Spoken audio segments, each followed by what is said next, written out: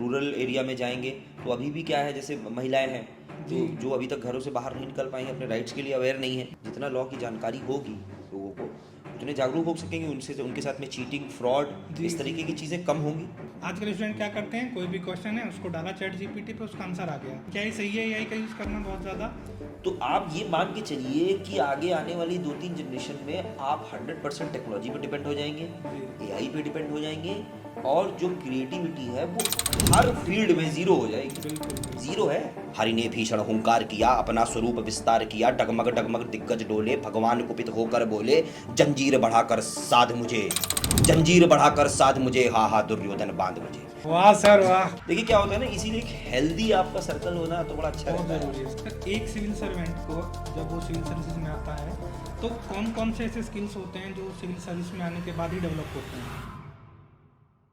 नमस्कार और आप सभी लोगों का स्वागत है आज के इस नए पॉडकास्ट में। और आज का एपिसोड थोड़ा सा खास है, लेकिन ऐसा क्यों?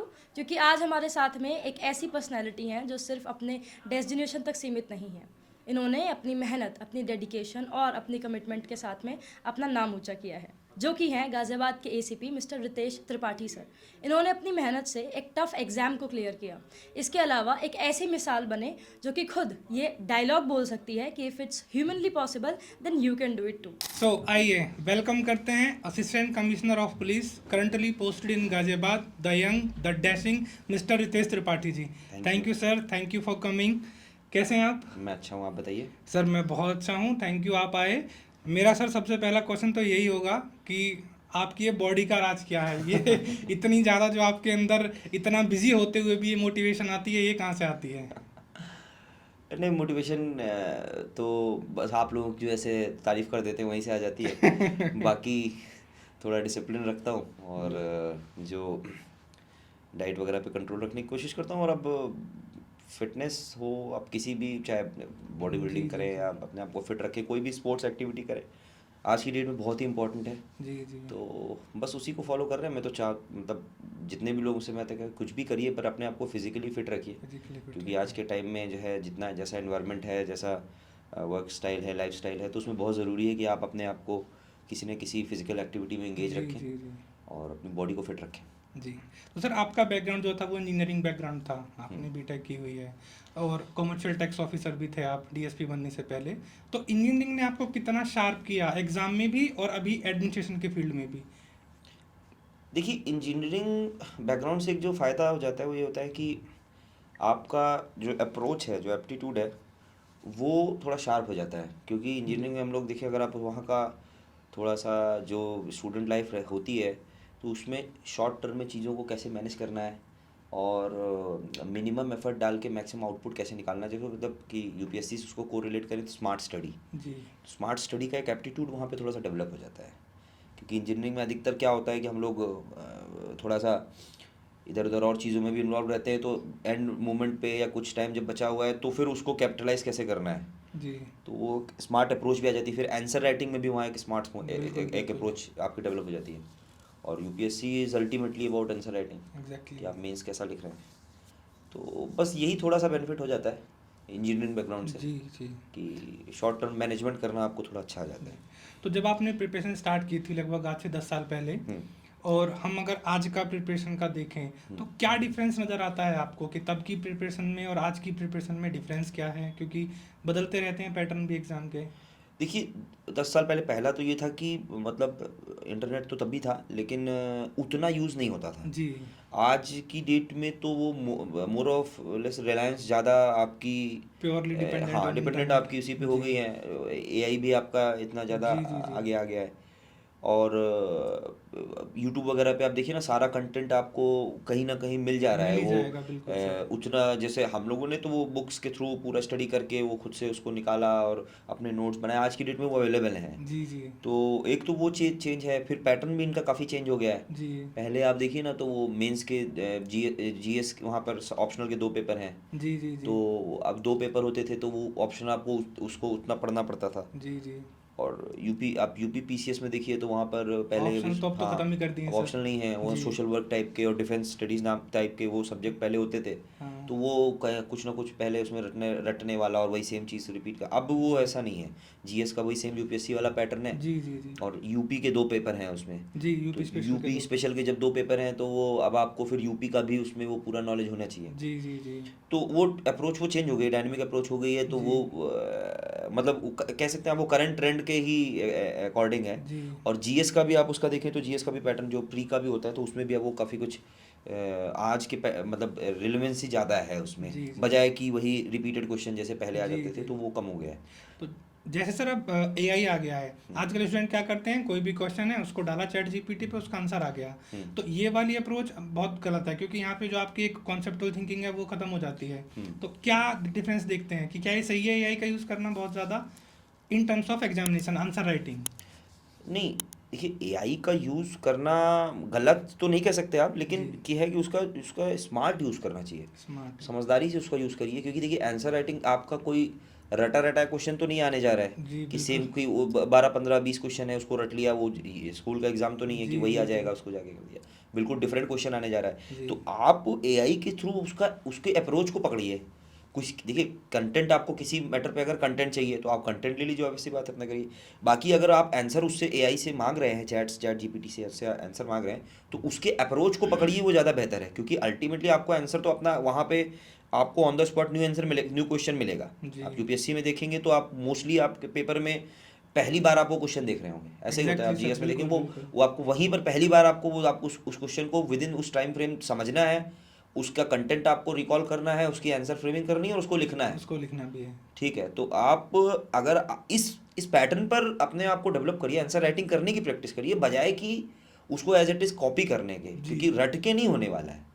आप उसको उसको मैंने बोला स्मार्ट स्टडी करिए ना। आप देखिए स्मार्ट ना कि चैट स्टडी जीपीटी करें। कैसे बना रहा है। जी अगर वो अच्छा आपको आंसर प्रेजेंट करके दे रहा है तो आप नेक्स्ट टाइम अपना क्वेश्चन उसी तरह से लिखने की कोशिश करिए, जी। रटने की नहीं कोशिश हाँ, करिए। लोग रटने की कोशिश नहीं करते नहीं, हैं कि रटने वहीं की से कोशिश निकाला और रट पूरी लिया। डिपेंडेंट उस पर मत रखिए। क्योंकि देखिए आपको अपना एआई आर्टिफिशियल इंटेलिजेंस है। जी और यूपीएससी के सिविल्स के एग्जाम में आपकी इंटेलिजेंस, ह्यूमन इंटेलिजेंस यूज होती है। जी जी जी और वो पेपर इस तरह से डिजाइन है कि वो आपकी इंटेलिजेंस को पूरी तरह चेक कर लेगा। जी जी आपको ऐसे जो लिखना है उसमें आपका हर एक इमोशन, आपका इंटेलिजेंस, आपकी एम्पैथी, आपकी सिंपैथी, आपका एप्टीट्यूड सब कुछ आ जाता है। जी जी जब आप 3 घंटे का ऐसे लिखेंगे, 2 ऐसे अगर आप लिखेंगे जी तो आप उसमें कुछ बनावटी नहीं कर सकते। आप जो ओरिजिनल बिल्कुल है सर। वो वहीं आ जाएंगे।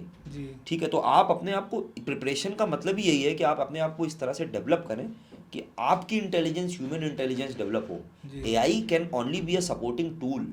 उस पर पूरा डिपेंडेंट होना वो ठीक नहीं है। जी। अच्छा सर, आपके हिसाब से जो एक ऑफिसर की जो जर्नी होती है, उसमें रैंक ज़्यादा इम्पोर्टेंट होती है या उसका इम्पैक्ट ज़्यादा इम्पोर्टेंट होता है? नहीं, बिल्कुल इम्पैक्ट ही ज़्यादा इम्पोर्टेंट है। जी रैंक तो सिर्फ एक मतलब आपका है कि आप इस यहाँ हायरार्की में कहाँ स्टैंड कर रहे हैं। जी जी जी otherwise it's all about impact. आप अगर देखिए जितने बहुत अच्छे अच्छे काम हुए हैं जी वो उस हायरार्की में जो सबसे स्टार्टिंग लेवल पर जो हमारे पुलिसकर्मी हैं या जो हमारे प्रशासन के लोग हैं उन्होंने किए हैं। जी बिल्कुल कई बिल्कुल। कई कांस्टेबल्स, हेड कांस्टेबल्स ने ऐसे ऐसे काम जी किए जी हैं जी कि उनकी मिसाल दी जाती है। जी बिल्कुल। तो rank is just a symbol, वो सिर्फ टोकनिज्म है। आप किसी भी रैंक पे होंगे, आप में अगर काम करने का और जो जी है अपने देश के लिए कुछ करने का मादा है तो आप करेंगे। जी जी वो रैंक उससे मैटर नहीं करती है। देखिए, आप जैसे मैं अगर पुलिस सिस्टम की बात करूं, पुलिस सिस्टम को आप अगर देखेंगे तो मोरलेस कांस्टेबल से लेके और ऊपर सबसे हाईएस्ट रैंक तक जी काम एक ही होता है, उसका दायरा बढ़ता चला जाता है। जी जी जी ठीक है, काम मोरलेस सेम वही सबको करना होता है। जी तो आप अपने अपने दायरे में अगर आपका एक छोटा सा बीट भी है, जी जैसे जी कोई कांस्टेबल, हेड कांस्टेबल है, उसकी एक बीट है, जी वो उस बीट में अच्छा काम कर सकता है बिल्कुल। और अगर उस बीट में एक अच्छा इम्पैक्ट क्रिएट कर सकता है, वो अच्छा मैसेज जा सकता तो है, इट्स ऑल अबाउट इम्पैक्ट। हाँ, कोई एग्जेम्पलरी काम कर सकता है, तो it's all about impact. Impact की अगर बात करें तो आपका इम्पैक्ट देखे तो देखने से ही लगता है, अगर कोई क्रिमिनल आपके हत्थे चढ़ गया तो वो तो शुक्र मनाएगा कि सर के हत्थे ना चढ़ूं, वरना देख के ही ऐसा लगता है कि वो तो आज ही सुधर जाएगा। चलिए सर, मेरा नेक्स्ट क्वेश्चन है, आपने जब डीएसपी बनने से पहले आप कमर्शियल टैक्स ऑफिसर भी थे स्टेट स्पीसेस के थ्रू, तो वहाँ से क्या मोटिवेशन आई या वहाँ जो काम करने का तरीका था वो आपको क्या आज जो आप एडमिनिस्ट्रेशन में आ गए हैं, पुलिसिंग में आ गए हैं, हेल्प करता है? हाँ, देखिए, एक आप यूज टू हो जाते हैं, एक तो जी आप गवर्नमेंट की वर्किंग स्टाइल से आप यूज टू हो जाते हैं। जी और फिर कमर्शियल टैक्स में मतलब चूंकि वो भी फील्ड की जॉब है, जी फील्ड की जॉब है, उसमें अलग अलग डिपार्टमेंट से कोऑर्डिनेशन भी रहता है। तो एक फेमिलियरिटी पहले से ही हो जाती है। जी तो वो मुझे उसका एडवांटेज तो मिला। फिर कई सारे कोलीग्स थे तो वो पहले से भी दूसरे डिपार्टमेंट्स में, कुछ कमर्शियल टैक्स में भी थे, तो वहाँ से भी मेरे फिर जीएसटी आप देखिए, मतलब वो अभी गवर्नमेंट ने जल्दी उस टाइम पे लॉन्च ही जी किया जी था, जी तो उसकी नॉलेज तो उन सब ने यहाँ हेल्प तो किया ही है। जी फिर थोड़े से आपके टर्म्स भी बन जाते हैं, तो जो एग्जैक्टली। टर्म्स बनते हैं तो वो भी आपको आगे, जैसे मैंने जब इधर दूसरे फील्ड में आया तो उसने भी हेल्प किया, तो कमर्शियल टैक्स ने हेल्प किया है अच्छा, मुझे। यहीं से एक इंटरेस्टिंग सा क्वेश्चन आता है मेरे दिमाग में कि अगर आप डीएसपी ना होते, एसीपी ना होते अगर आप, हम्म। तो आप कौन सा करियर चूज करते? नहीं, मैं सिविल्स में ही होता तो मैं सिविल्स में ही, देखिए मैंने जी बताया पोस्ट या रैंक मैटर नहीं करती है आपको। मेरा ये पहले से डिसाइडेड था कि मुझे सिविल सर्विसेज में सिविल्स में ही जाना जाना है, है। जाना है, तो जहाँ पर लैंड एंड अप हुआ वो ठीक है, वो मैं कर रहा हूँ, जी। लेकिन मुझे जाना तो सिविल सर्विसेज में ही था, तो मैं रहता तो सिविल्स में ही। अच्छा, अगर लॉ अवेयरनेस बढ़ेगी लोगों में, तो क्या उससे पुलिसिंग का काम आसान होता है? लॉ की अवेयरनेस अगर लोगों में बढ़े, या टफ होता है थोड़ा? नहीं, बिल्कुल आसान होता है, लॉ की जी अवेयरनेस तो होनी ही चाहिए। जी लॉ की अवेयरनेस, हमारी हमारी पब्लिक जितनी जागरूक होगी और जितने अपने राइट्स के लिए उनको उनको जानकारी होगी, तो उतना ही हमारा काम आसान होगा, जी उतना हमारा काम आसान होगा। जी जी होता जी क्या है कि कई अभी भी देखिए ना, आप सोसाइटी के निचले तबके में जाएंगे या थोड़ा रूरल एरिया में जाएंगे, तो अभी भी क्या है, जैसे महिलाएं हैं जी तो जो अभी तक घरों से बाहर नहीं निकल पाई हैं, अपने राइट्स के लिए अवेयर नहीं है, जी जी इसी जी तरीके से तो वो बहुत ज़रूरी है कि वो राइट्स के लिए जितना अवेयर होंगे, जितना लॉ की जानकारी होगी लोगों को, उतने जागरूक हो सकेंगे, उनसे उनके साथ में चीटिंग, फ्रॉड, जी इस जी तरीके की जी चीज़ें कम होंगी। जी ठीक है, और फिर किसी लेवल पे अगर मान लीजिए कोई गवर्नमेंट का ही कोई डिपार्टमेंट किसी को मान लीजिए वैसा व्यक्ति हरास करने की कोशिश कर रहा है या कुछ है, आप जी अगर अवेयर हैं, बिल्कुल आपको लॉ की बिल्कुल। जानकारी है, तो आप तुरंत उस पर उसको कर्टेल कर सकते हैं, जी आप अपने सीनियर्स पे जा सकते हैं, आपके पास इतने सारे ऑप्शन हैं। आज की डेट में ये मीडिया, सोशल मीडिया का ज़माना है, बिल्कुल सर तो बिल्कुल। इसमें कोई वो ऐसा नहीं है कि कोई किसी को डरा के या किसी को गलत तरीके से या फ्रॉड करके, चीट करके रख सकता है। जी जी जी सभी में अवेयरनेस होनी चाहिए, लॉ के रिगार्डिंग हो, आपकी गवर्नमेंट की पॉलिसीज़ के रिगार्डिंग हो, जी अगर जी जी अवेयरनेस होगी उतना ही सबका। हम स्मार्ट पुलिसिंग के ज़माने में चल रहे हैं। जी स्मार्ट पुलिसिंग में जब तक पब्लिक का कंट्रीब्यूशन इक्वल नहीं मिलेगा, तब तक बिल्कुल वो सर। चीज़ें आगे नहीं बढ़ हाँ, सकती। अब ये इम्प्लीमेंट नहीं हो आज से पाएगा। 20, 30, 40 साल पुरानी पुलिसिंग या सोसाइटी नहीं है। जी ठीक है, ये सब ये मिलकर चलने वाली सोसाइटी है। जी अब देखिए ना, कमिश्नरेट, आप गाजियाबाद कमिश्नरेट में देखिए कितनी चीज़ें सिटीजन फ्रेंडली की गई हैं। अब तो जी हम जी डोर स्टेप पे एफआईआर पहुंचाई जा रही है। एफआईआर एग्जैक्टली पहले सर, मैंने देखा लोगों है। को इतना परेशान होते थे कि एफआईआर, आज तो पुलिस घर जाकर डोर स्टेप पे एफआईआर की जी कॉपी जी देती जी है। हम passport verification, character verification door step पे घर पे जाके कर रहे हैं। जी तो citizen centric policing, citizen centric administration का दौर है, जी तो उसमें तो अवेयर होना ही पड़ेगा सभी को। बिल्कुल सर। जैसे कमिश्नरेट है गाजियाबाद में, तो कमिश्नरेट आने से चीज़ें शायद और ईजी हो जाती हैं, क्योंकि हमने देखा है जहाँ पर कमिश्नरेट नहीं है यूपी के बहुत सारे डिस्ट्रिक्ट्स में, वहाँ पे शायद 2 या 3 आईपीएस मैक्सिमम होते हैं। लेकिन अगर हम गाजियाबाद डिस्ट्रिक्ट की बात करें तो आई थिंक 8 या 9 आईपीएस हैं, और पीपीएस भी शायद 14 या 15 हैं। तो पुलिसिंग की पावर बढ़ती है कमिश्नरेट में, तो शायद लॉ इन्फोर्समेंट ईजी भी होता है, और लॉ के लिए भी शायद ईजी होता होगा।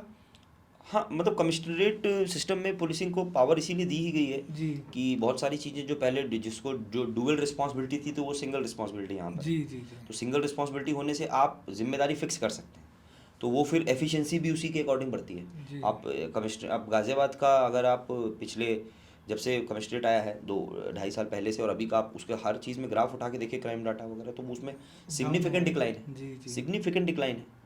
तो उसका रीज़न यही है कि जो है वो कमिश्नरेट में इस तरह की पावर्स पुलिस को दी गई हैं, जी मजिस्ट्रेट, जी मतलब एग्जीक्यूटिव मजिस्ट्रेट की पावर भी यहाँ पर पुलिस जी के पास जी है। जी जी तो उसका इम्पैक्ट दिखता है, क्राइम में ड्रास्टिक कमी है। सर, एक सिविल सर्वेंट को जब वो सिविल सर्विसेज में आता है, तो कौन कौन से ऐसे स्किल्स होते हैं जो सिविल सर्विस में आने के बाद ही डेवलप होते हैं? क्योंकि आप पुलिसिंग में आए, वहाँ के आपके कुछ स्किल्स ऐसे होंगे जो पहले शायद ना हो, लेकिन यहाँ पर आने के बाद वो डेवलप हुए हैं। कौन कौन से ऐसे स्किल्स होते हैं एक सिविल सर्वेंट के?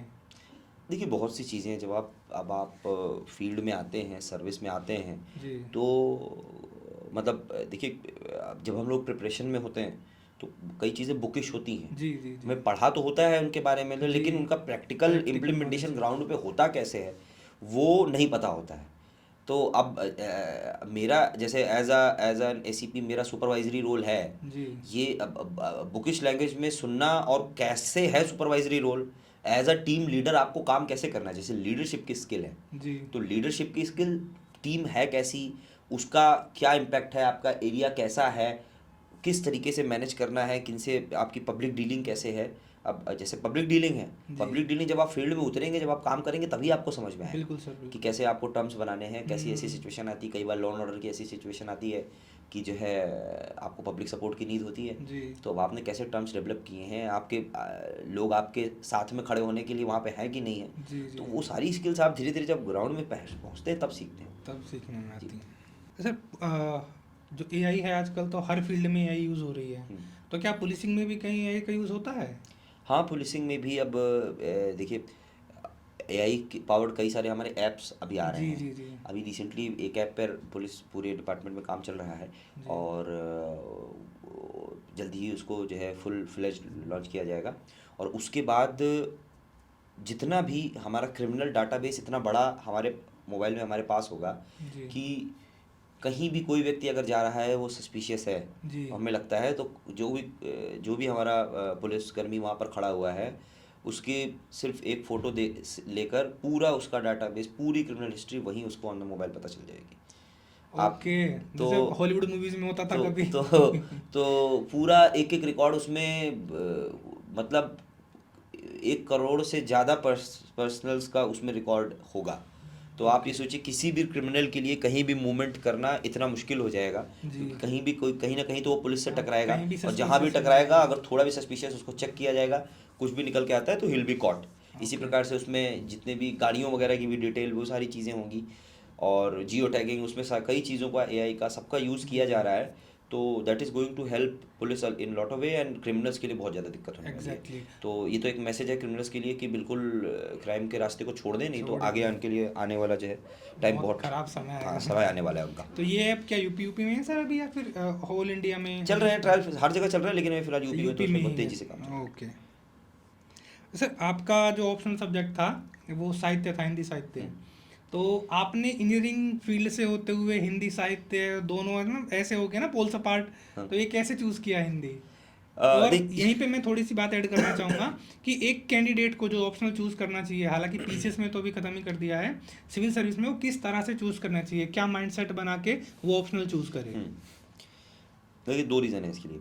उसमें सबसे इम्पोर्टेंट जो रीज़न है वो सिर्फ और सिर्फ एक ही है। ऑप्शनल आपको वो चूज़ करना है जो आपको सेलेक्ट कराए, जिससे आप एग्ज़ाम Exactly. निकाल सकें, ठीक है। बाकी कुछ मैटर नहीं करता है।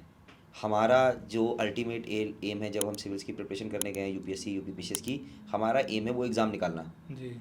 जो रास्ता हमें उस एग्ज़ाम को निकालने की तरफ ले जाता है, हम उस पे चलेंगे। मुझे क्या अच्छा लगता है, मेरा बैकग्राउंड क्या है, किसी और चीज़ में वो कितना हेल्प करेगा, ये सब कुछ मैटर नहीं करता है। जी। सिर्फ एक क्राइटेरिया मैटर करता है कि नंबर किस में अच्छे आते हैं, ठीक है। मैंने हिंदी लिटरेचर ऑप्शन लिया, एक तो मैं कंप्यूटर साइंस से, इंजीनियरिंग थी तो कंप्यूटर साइंस सब्जेक्ट वहाँ होता भी नहीं है जी। जी। सिविल्स में। तो मेरा सिर्फ एक क्राइटेरिया था कि कौन सा ऑप्शन ऐसा है जिसमें मैं सबसे अच्छे नंबर ला पाऊँगा। वो मैंने एनालिसिस किया, और उस समय का जो ट्रेंड चल रहा था उसमें हिंदी लिटरेचर अच्छा सब्जेक्ट था। मेरा इंजीनियरिंग बैकग्राउंड था, लेकिन जो सीनियर्स ने, मेरे जो फ्रेंड्स ने सजेस्ट किया कि हो जाएगा, अगर आप इसको प्रॉपरली प्लान करके आप पढ़ाई इसको करेंगे, स्टडी करेंगे, थोड़ा समय लगेगा लेकिन हो जाएगा। उसके बाद ये फ्रूटफुल है, फिर ये मार्क्स देता है। तो फिर मैंने वही रास्ता चुना, मुझे कभी ऑप्शनल चेंज भी नहीं करना पड़ा। जी। मैंने एक बार मेहनत की, मुझे 5-6 महीने 8 महीने लगे। जी। जब एक बार कमांड बन गई तो उसके बाद फिर उस सब्जेक्ट ने अपने रिटर्न दिया। तो क्राइटेरिया सिर्फ और सिर्फ एक है हमारा।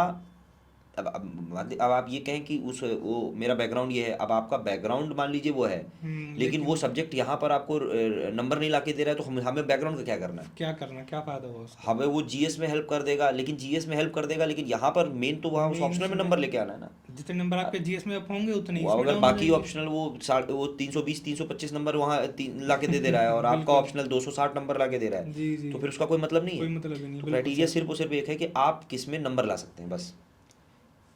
अरे, जब प्रिपरेशन करते हैं सिविल सर्वेंट तो सब बोलते हैं कि पेशेंस चाहिए होता है सिविल सर्विसेज में, लेकिन पेशेंस कह देना इजी है लेकिन आता नहीं है इजीली। तो बहुत से लोग डिप्रेशन का भी शिकार होते हैं, लोनलीनेस बहुत आती है। तो इससे कैसे डील करें स्टूडेंट की जो डिप्रेशन आ गया, बहुत टाइम हो गया प्रिपरेशन होते हुए, सिलेक्शन नहीं हो रहा है, इस चीज़ से कैसे डील करें? स्मार्ट प्रिपरेशन कैसे करें इन शॉर्ट? देखिए, ये किसी एक इंडिविजुअल की कहानी नहीं है। जो प्रिपरेशन में गया है, कुछ बहुत रेयर एग्जांपल्स को छोड़ दें, एक्सेप्शंस को छोड़ दें, जी सबको वहाँ मेहनत करनी पड़ती है। सबको एक वो जो एक रास्ता है उस रास्ते से गुजरना पड़ता है, और उस रास्ते में अप्स एंड डाउन्स हैं, वो सीधा रास्ता नहीं है। आपको किसी मोमेंट पे लगेगा कि मेरी प्रिपरेशन बहुत अच्छी चल रही है, मैं तो एकदम झंडे गाड़ दूंगा, और उसी के अगले दिन हो सकता है आपको लगने लगे कि ये मुझसे कभी नहीं हो पाएगा। जी बिल्कुल। आपने एक टेस्ट सीरीज़ का एक टेस्ट दिया, आपने अच्छे नंबर आ गए, आपका फुल कॉन्फिडेंस, अगले संडे को आपने टेस्ट लिखा, कुछ नहीं आया, तो आपको लगेगा कि यार मैं तो हो ही नहीं सकता। हाँ हर बंदा उस जर्नी से गुजरता है।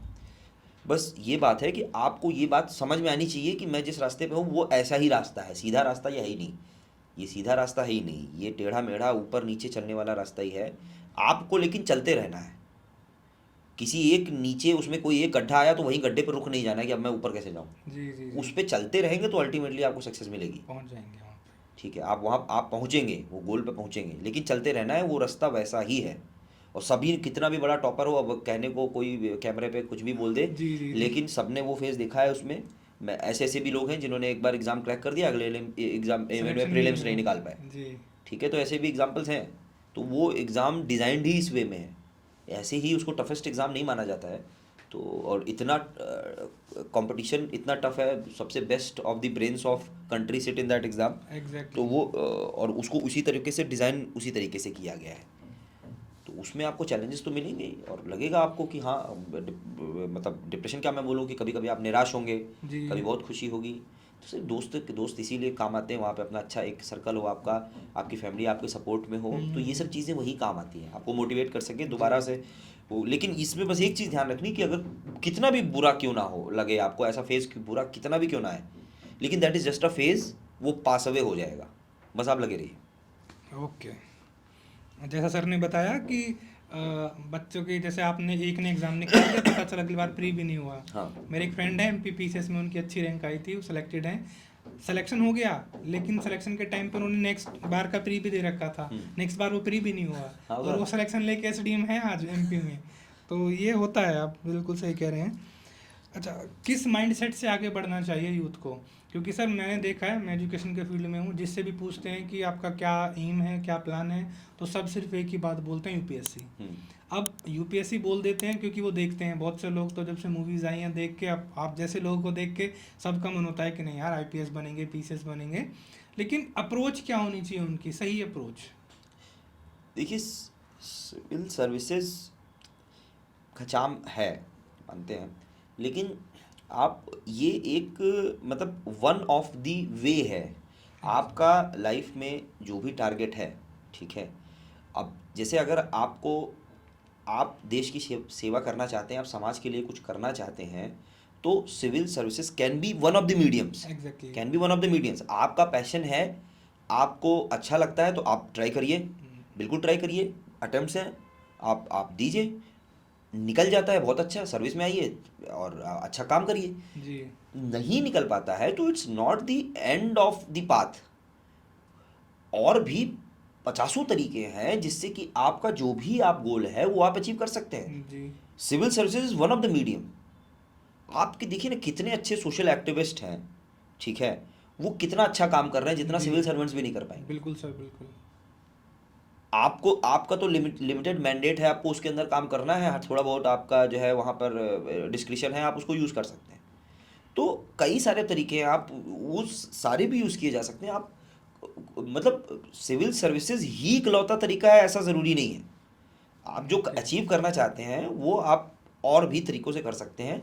बेशक आप सिविल्स की तैयारी करिए, उसमें वो किसी वो है ऑब्वियसली आपको गवर्नमेंट ने और सबने इसीलिए इतने अटेम्प्ट्स दिए हैं और जी इसीलिए जी जो है जी। इतनी फैसिलिटी दी गई है। लेकिन अगर नहीं होता है तो फिर ठीक है, मूव ऑन करिए और कोई तरीका देखिए जो आप अचीव करना चाहते जी हैं। जी। ओके सर, सीरियस बातें हमारी बहुत हुई हैं आपकी, जब आप प्रिपेयर कर रहे होंगे तो उस टाइम का कोई एक ऐसा फनी किस्सा या ऐसा आपको लगा हो कि ये एग्ज़ाम हो गया, क्या हो गया, निकलेगा नहीं निकलेगा, कोई भी एक ऐसा फनी किस्सा किसी यार का, दोस्त का, कोई कि प्रिपरेशन के टाइम पे अच्छा ऐसा हुआ और जो होता हो बच्चों के साथ, अगर याद आ रहा हो कोई? नहीं, ऐसे किस्से तो बहुत ही रहते थे हम लोग। मैं मुखर्जी नगर में रहता था, तो सर्कल हमारा पूरा ऐसे ही सब प्रिपरेशन वाले थे। कई लोग ऐसे थे जो पहले से ही स्कूल टाइम से फ्रेंड्स थे, वो भी साथ में जी तैयारी कर रहे थे। एक किस्सा ऐसा था कि हम लोग जो है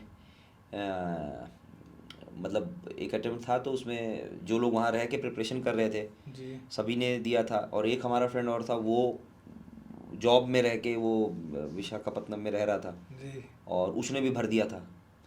अब क्या हुआ कि पहले तो प्रीलिम्स हुआ, तो प्रीलिम्स सबका हो गया, फिर मेंस दिया, तो मेंस में जो हमारा सर्कल वहाँ पे था जी उसमें से किसी का मेंस नहीं हुआ, मेरा भी नहीं हुआ।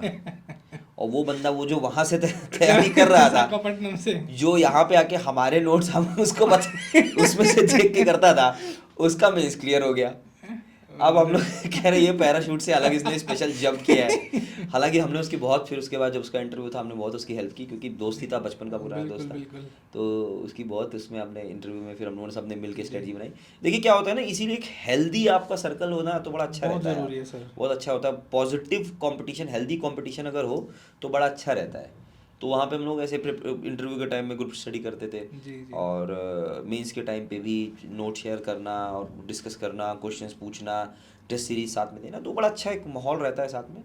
तो अच्छा सर्कल वो आपको जी बहुत जी काम जी। आता है। अभी आपने इंटरव्यू की बात की, अभी शायद अभी 2-3 दिन पहले रिजल्ट आया है पीसीएस मेंस का, और अभी इंटरव्यू स्टार्ट होने वाले हैं।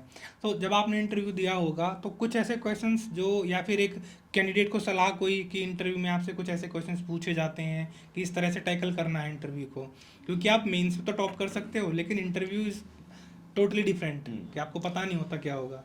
तो इंटरव्यू वालों के लिए कुछ एक आपकी सलाह कि हम ऐसा कर सकते हैं। इंटरव्यू की सबसे इंपॉर्टेंट चीज़ ये है कि इंटरव्यू में कुछ, इंटरव्यू की कोई तैयारी नहीं करनी होती है। एग्जैक्टली इंटरव्यू की कोई तैयारी नहीं है। इंटरव्यू में आपका वही रिफ्लेक्शन है जो आप हैं। जी जो आप हैं, आप अगर अगर एक इतने एक्सपीरियंस पैनल के सामने आप 20-25 मिनट बैठेंगे, आधा घंटा बैठेंगे, जी तो आप बनावटी बहुत देर तक रह नहीं पाएंगे। बिल्कुल। ठीक है, आप बहुत ज़्यादा वो प्रिपरेशन वाला वो नहीं होगा, आप बनावटी जो बनने आपका भी नहीं रियल देंगे साइड है वो। वो निकल के वहाँ पे आ जाएगा। जी तो बेटर ये है कि आप अपने रियल साइड को एक सिविल सर्वेंट जैसा बनाने की कोशिश करें। जी ठीक है, क्या है मतलब सिविल सर्विसेज है क्या, बेसिक अवेयरनेस अगर आपकी है, आप एक एज अ नॉर्मल सिटीजन, वहाँ पर आपसे वो चीज़ें नहीं एक्सपेक्ट की जा रही हैं कि जो आप सिविल सर्विसेज में जाने के बाद सीखेंगे। जी as a responsible citizen, as an aspirant of civil service, आपके अंदर जो बेसिक अवेयरनेस होनी चाहिए, आप उस पर ज़्यादा फोकस करें। उस पर अगर आप फोकस करें, आप अपने अपनी बेसिक स्टडीज़ पे फोकस किया होगा जी भाई।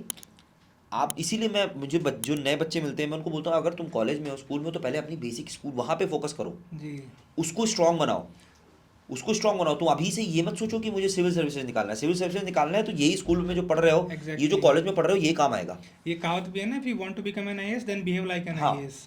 तो आप अपने आप को एक ऐसा ऐसा एक जिम्मेदार नागरिक कैसा होगा जिसका अप्रोच सिविल सर्विसेज वाला है, जी आप वैसा अपने आप को बनाने की कोशिश करिए। बनाए बजाय कि कुछ रटने के, कुछ और एक्स्ट्रा करने के, नहीं, कुछ नीडेड नहीं है। नॉर्मल रहिए, आपका जो रियल साइड है वो सामने आएगा। अगर वो रियल साइड सिविल सर्वेंट वाला है तो दे विल तो सेलेक्ट। एग्जैक्टली हाँ हाँ, अगर वो सिविल सर्वेंट वाला है तो वो हाँ देंगे ना हाँ, मार्क्स वो आपको देखेंगे। इंटरव्यू हाँ, में। ओके। अच्छा सर, आप उन लोगों के लिए क्या कहना चाहेंगे जो ये बोलते हैं कि रूल्स तो सिर्फ पेपर्स पे होते हैं, क्या बोलना चाहेंगे उन लोगों नहीं नहीं ऐसा नहीं है। अगर आप ऐसा सोचेंगे तो देर न सवेर आप दिक्कत में आ जाएंगे। रूल्स फॉलो करने के लिए होते हैं, और रूल्स को फॉलो करिए। जी जो भी आप रूल्स बनाए गए हैं, जो भी डायरेक्शंस दी गई हैं, वो आपकी सेफ्टी के लिए, आपके भले के लिए दी गई हैं। जी उसको बिल्कुल इग्नोर मत करिए। अब जैसे ट्रैफिक की बात करें, जी ट्रैफिक रूल्स आप नहीं फॉलो करेंगे, सिर्फ हेलमेट नहीं लगाएंगे, देर न सवेर आपका नुकसान होगा। जी सीट बेल्ट जी नहीं लगाएंगे, देर न सवेर आपका नुकसान बिल्कुल होगा। बिल्कुल। ओवर स्पीडिंग करेंगे, आपका नुकसान होगा। तो रूल्स फॉलो करने के लिए होते हैं। अगर किसी को भी ये गलतफहमी नहीं होनी चाहिए कि रूल्स सिर्फ पेपर पर पेपर होते पे हैं। हैं। रूल्स फॉलो करने के लिए, आप नहीं फॉलो करेंगे तो प्रशासन है, पुलिस है, आप देर न सवेर दिक्कत में आ जाएंगे। तो please I request everyone to follow the rules. Sir जब बात कर रहा था तो मुझे पता चला कि आपके फादर साहब भी सिविल सर्वेंट थे, और वो भी बड़े अच्छे साहित्यकार थे, बहुत अच्छा साहित्य लिखते थे। तो आपको तो जेनेटिक्स वहीं से ही मिल गई हिंदी साहित्य के। तो अब हम देखते हैं जैसे कि अब साहित्य के बारे में अगर हम बात करें तो आज की जनरेशन साहित्य से तो बिल्कुल विमुख हो चुकी है, उनको पता ही नहीं है, और साहित्य का डिक्लाइन भी हुआ है। तो इसके बारे में आप क्या कहना चाहेंगे, क्योंकि आप साहित्य के फील्ड से हो तो इस दर्द को समझते हैं। देखिए, डिक्लाइन तो कह सकते हैं आप है, क्योंकि जो है यूथ बहुत कम ही है जो उसके टूवर्ड्स अब कोई ओरिएंटेशन रखता है। जी और गिने चुने लोग ही होंगे जो साहित्य सृजन में लगे होंगे। तो अभी थोड़ा यही हम लोगों की रिस्पॉन्सिबिलिटी बनती है, गार्जियंस की रिस्पॉन्सिबिलिटी बनती है कि जो एक तरह से देखिए, तो हमारा जो साहित्य है वो हमारा हेरिटेज है। एग्जैक्टली हम हिंदी हिंदी साहित्य आप देखें अगर तो इतना समृद्ध है, इतना इतना रिच है कि उसको जो है उसको अगर हम पास ऑन नहीं करते हैं अपनी अगली जनरेशन्स में जी। तो बहुत बड़ा इनजस्टिस होगा। तो कहीं भी अगर मौका मिले तो हमें बच्चों को अभी से शुरुआत से ही उनको वो मुंशी प्रेमचंद की हैं रचनाएं जी। हैं और रामधारी सिंह दिनकर की रचनाएं हैं, मैथिली शरण गुप्त है, सूर्यकांत त्रिपाठी निराला है, जी। हो तो बच्चों को जरूर उसके टुवर्ड्स अभी से हम कहते हैं ना रिवाइव कराएं, पुनर्जागरण हो सकता है। आप दोबारा से भी वो रुचि रुचि डेवलप की जा कर सकती है, दें। लेकिन हमें प्रयास करना पड़ेगा, सिंसियर एफर्ट करना पड़ेगा। नहीं तो आज के टेक्नोलॉजी और एआई के ज़माने में फिर वो तो चीज़ें डिक्लाइन तो कर ही रही हैं। जी तो जी वो क्रिएटिविटी धीरे धीरे ख़त्म होती जाएगी। आप वो एक तरीके का हम एक मशीन टाइप का जनरेशन ख़त्म खड़ी कर देंगे आगे, जी जी जी जो बिल्कुल ही अपने जड़ों से कट गई होगी। तो बिल्कुल हमें उनको जड़ों से जुड़े रहने देना है, तो वो रिस्पॉन्सिबिलिटी हमारी ही है। जी तो मैं तो सभी से यही अपील करूंगा कि आप बच्चों को साहित्य के टुवर्ड्स लाइए, उनको आप चाहे जिस भी फील्ड में जा रहे हैं उनको जोड़िए। इतनी समृद्ध परंपरा हमारी है, उसको बचाना हमारी जिम्मेदारी है। अब साहित्य की बात हुई है, रामधारी सिंह दिनकर जी का नाम आया है, तो बिना रश्मिरथी सुने तो हम आपको जाने नहीं देंगे। तो रश्मिरथी आप बहुत अच्छा सुनाते हैं, तृतीय सर्ग। तो मैं चाहूँगा कि आप एक बार रश्मिरथी का तृतीय सर्ग अगर सुनाएं अपनी आवाज़ में तो अच्छा लगेगा बहुत। लंबा हो जाएगा थोड़ा। बिल्कुल sir, we have more time. तो देखिए रश्मिरथी के तृतीय सर्ग में ये इसका जो संदर्भ है वो ऐसा बनता है कि जो भगवान श्री कृष्ण है वो अंतिम प्रयास करते हैं कि महाभारत का जो युद्ध है वो ना होने पाए, टल जाएगी और उसको टालने के लिए वो दुर्योधन के पास जाते हैं, उसको समझाने की कोशिश करते हैं कि भाई पूरा साम्राज्य तुम रख लो, सिर्फ 5 गांव दे दो पांडवों को और बाकी साम्राज्य तुम्हारा रहेगा और ये जो युद्ध है इसको टाला जा सकता है। लेकिन दुर्योधन पूरी तरह अपने मद में होता है, वो उसको भी मना कर देता है।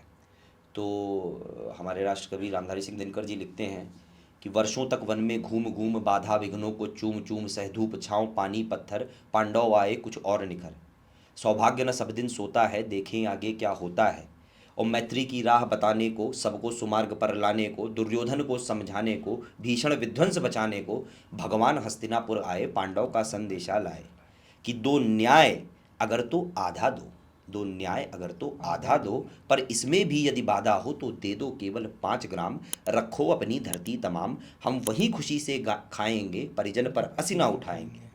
पर दुर्योधन वह भी दे न सका, दुर्योधन वह भी दे न सका, आशीष समाज की ले न सका, उल्टे हरि को बांधने चला जो था असाध्य साधने चला, और जब नाश मनुज पर छाता है पहले विवेक मर जाता है। हरि ने भीषण हुंकार किया अपना स्वरूप विस्तार किया, डगमग डगमग दिग्गज डोले, भगवान कुपित होकर बोले जंजीर बढ़ाकर साध मुझे, जंजीर बढ़ाकर साध मुझे, हा हा दुर्योधन बांध मुझे।